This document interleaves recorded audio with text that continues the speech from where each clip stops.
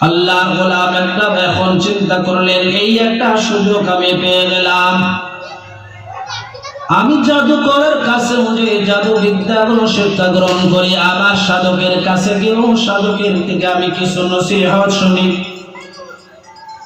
যদি সাধকর ওই সাধকটা যদি আল্লাহওয়ালা মানুষ হয়, তাহলে আমি এমন একটা কাজ করব, একটা পাথর দ্বারা ওই ভয়ঙ্কর প্রাণীর দিকে আমি আঘাত করব। যদি সাধকের ঈমানগুলো ভালো হয়, সাধকটা যদি আল্লাহওয়ালা মানুষ হয়, তাহলে ওই ভয়ঙ্কর প্রাণীটা মারা যাবে। এজন্য বালকটা একটা পাথর নেওয়ার পর বলে, ও আল্লাহ, এই সাধকটা আপনার গোলামি করে। সাধক বলে, আমার একজন রব আছে, তিনি হলেন আল্লাহ। ও রব্বুল আলামিন, আমি আপনার নামে এই পাথরটা ওই ভয়ঙ্কর প্রাণীর দিকে ছুঁড়ে মারতেছি।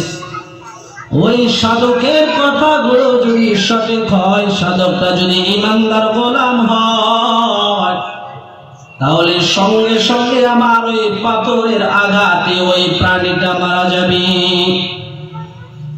এ মুসলমান আল্লাহর গোলাম,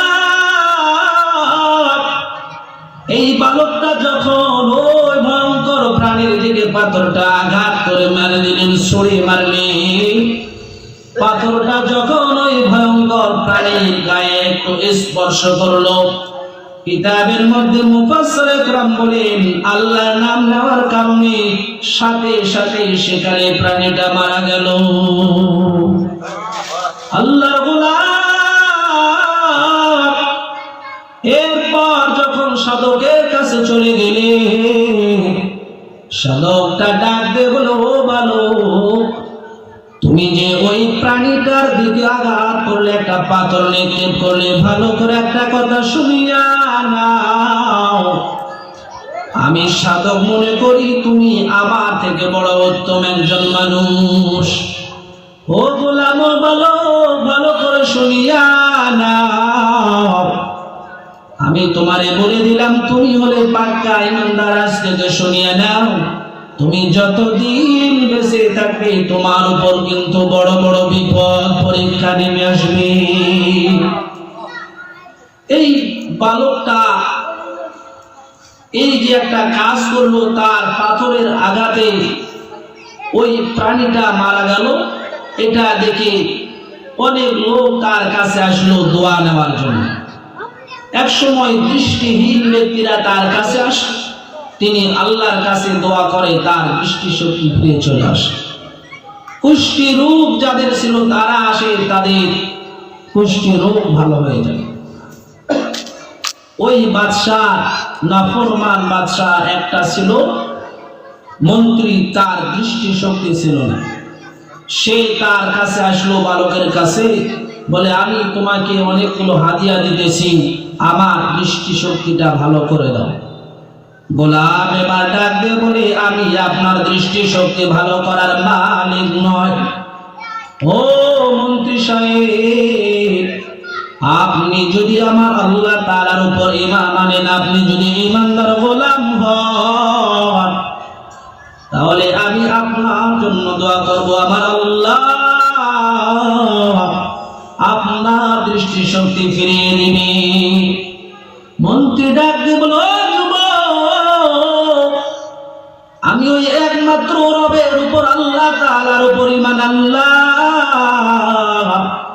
ঠিক আছে, তুমি আমার জন্য দোয়া করো।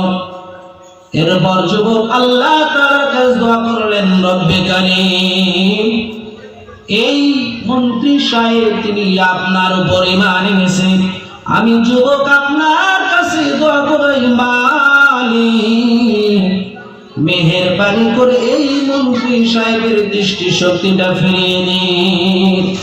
আল্লাহ রাব্বুল আলামিনের উপর ওই মন্ত্রীটা ঈমান আনার কারণে আল্লাহ পাক খুশি হয়ে গিয়েছেন।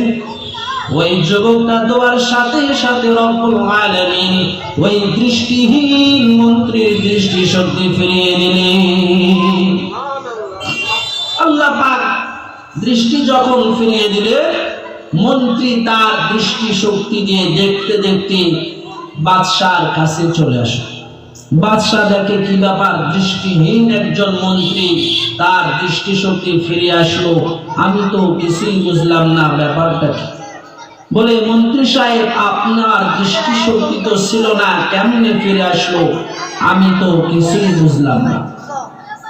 মন্ত্রী সাহেব বলেন, আমার রব আমার দৃষ্টিশক্তি ফিরিয়ে দিয়েছে। বাদশাহ বলে, ঠিকই বলেছে, আমি তো তোমাদের রব, তাহলে আমি ফিরে দিয়েছি। মন্ত্রী সাহেব বলে, পাগলামি কথাবার্তা আপনার, আপনি কেন আমার দৃষ্টিশক্তি ফিরিয়ে দিবেন? যিনি আমাকে আপনাকে সৃষ্টি করেছেন, সেই সৃষ্টিকর্তা আমার মালিক আমার দৃষ্টিশক্তি ফিরিয়ে দিয়েছে। বাদশাহ বলে, কি ব্যাপার? তোমারও আবার আমারও আবার রব আছে, আমি ব্যাপারটা কিছুই বুঝলাম না, এগুলো তোমাকে কে শিক্ষা দিয়েছে? মন্ত্রী সাহেব বলে দিল, আমার জন্য দোয়া করেছিল ওই যুবক, ওই বালক, যাকে আপনি ওই জাদুকরের কাছে জাদুবিদ্যা শিক্ষার জন্য পাঠান। এরপর বালককে ধরে আনলো, বালককে বলল, কে শিক্ষা দিয়েছে এগুলো তোমাকে? আমার তার নামটা বলে দাও। ওই সাধকের নামটা বলে দিল। সাধকের কাছে গিয়ে আমি ওয়াজ নসিহত শুনে ঈমান এনেছি। এরপর সাধককে আনা হলো দরবারে। বাদশাহ বলে, আপনি তাড়াতাড়ি আপনার ধর্মটা ত্যাগ করুন, না হয় আপনাকে আমি হত্যা করে ফেলব। সাধক কথাটা শুনে বলছে, না, কখনো সম্ভব নয়, আমি ঈমান ত্যাগ করতে পারবো না, আমার ধর্ম ত্যাগ করতে পারবো না।